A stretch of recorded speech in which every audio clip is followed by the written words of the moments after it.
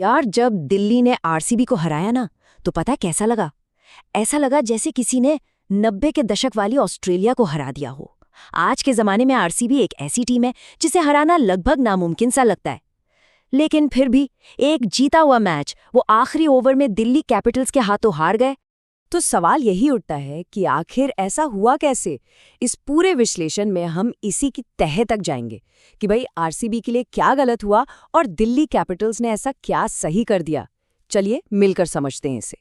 तो सबसे पहले बात करते हैं मैच के उस आखिरी ओवर की, उस क्लाइमैक्स की जिसने पूरे खेल का पासा ही पलट कर रख दिया।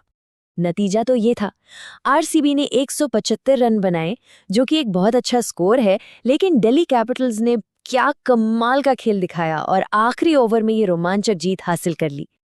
अब आते हैं इस विश्लेषण के सबसे जरूरी हिस्से पर। कई लोगों का मानना है कि आरसीबी के कप्तान रजत पाटीदार के कुछ फैसलों ने ही टीम को ये जीता हुआ मैच हरवा दिया। देखिए, 3 बड़ी गलतियां तो साफ साफ दिखती हैं।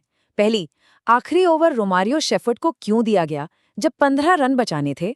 दूसरी, भुवनेश्वर कुमार, अरे भाई वो 3 विकेट ले चुका था, पावर प्ले में उससे एक और ओवर क्यों नहीं कराया।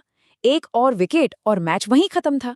और शायद सबसे बड़ी चूक डेविड मिलर का वो आसान सा रनआउट छोड़ देना।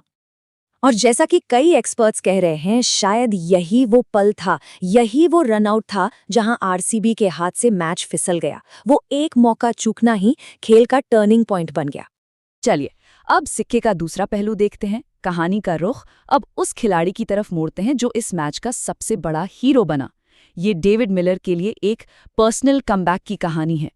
ये देखना वाकई दिलचस्प है कि वक्त कैसे बदलता है। 8 अप्रैल को यही मिलर था जो एक जीता हुआ मैच हार गया था, जब आखिरी गेंद पर सिर्फ 1 रन चाहिए था। और आज एक लगभग हारा हुआ मैच उसने आखिरी ओवर में 15 रन बनाकर जिता दिया। मतलब अविश्वसनीय। हाँ, दिल्ली कैपिटल्स को जीत के लिए आखिरी ओवर में यही 15 रन चाहिए थे। प्रेशर सोचिए कितना ज्यादा होगा। और स्ट्राइक पर थे डेविड मिलर। पहली गेंद मिस हो गई। एक पल को लगा कहीं 8 अप्रैल वाली कहानी फिर से तो नहीं दोहराई जाएगी।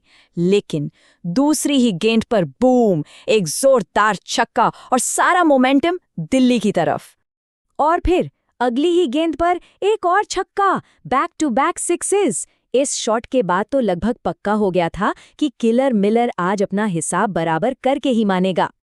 और चौथी गेंद पर यह विजयी चौका, और इसी के साथ दिल्ली ने एक नामुमकिन सी लग रही जीत अपनी झोली में डाल ली।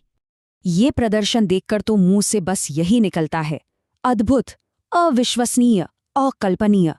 मिलर ने सिर्फ मैच ही नहीं जिताया, बल्कि दिल्ली कैपिटल्स की उम्मीदों को जिंदा रखा है। लेकिन रुकिए, ये कहानी सिर्फ मिलर की हीरो वाली पारी की नहीं है। सच तो ये है कि ये मैच ही गलतियों का था। दोनों ही तरफ से जमकर गलतियां हुईं। आरसीबी की बैटिंग को ही देख लीजिए। कहानी के 2 अलग अलग हिस्से हैं। पावर प्ले के पहले 6 ओवरों में 59 रन बनाए, शानदार शुरुआत। लेकिन आखिरी के 4 ओवरों में वो सिर्फ 29 रन ही बना सके और 4 विकेट भी गंवा दिए। साफ है कि फिनिश अच्छा नहीं हुआ। इसके अलावा भी कई गलतियां थी। करुण नायर का वो गैर जिम्मेदाराना शॉट, जितेश शर्मा की इतनी धीमी पारी, 20 गेंद में सिर्फ 14 रन। और दिल्ली की तरफ से भी ये सवाल उठा कि भाई आपका बेस्ट फिनिशर आशुतोष शर्मा वो क्यों नहीं खेल रहा था। ऐसा लग रहा था जैसे दोनों टीमें एक दूसरे को मैच जिताने की कोशिश कर रही थीं। तो चलिए, इस पूरे कंफ्यूजन के बाद अब एक नज़र डालते हैं उन खिलाड़ियों पर जिन्होंने सच में फर्क पैदा किया। कुछ हीरो बने तो कुछ zero.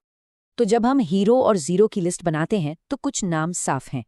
Phil Salt, Bhuvneshwar Kumar और जाहिर है डेविड मिलर ने अपनी टीमों के लिए मैच जिताने वाला प्रदर्शन किया। वहीं दूसरी तरफ जितेश शर्मा की धीमी पारी और कप्तान रजत पाटीदार की गलतियां आरसीबी की हार के बड़े कारण बने। और हाँ, भुवनेश्वर कुमार की बात तो करनी ही पड़ेगी। उनके लिए जो कहा जाता है ना, ओल्ड वाइन यानी पुरानी शराब, बिल्कुल सही बैठता है। जितने पुराने होते जा रहे हैं उतने ही बेहतरीन होते जा रहे हैं।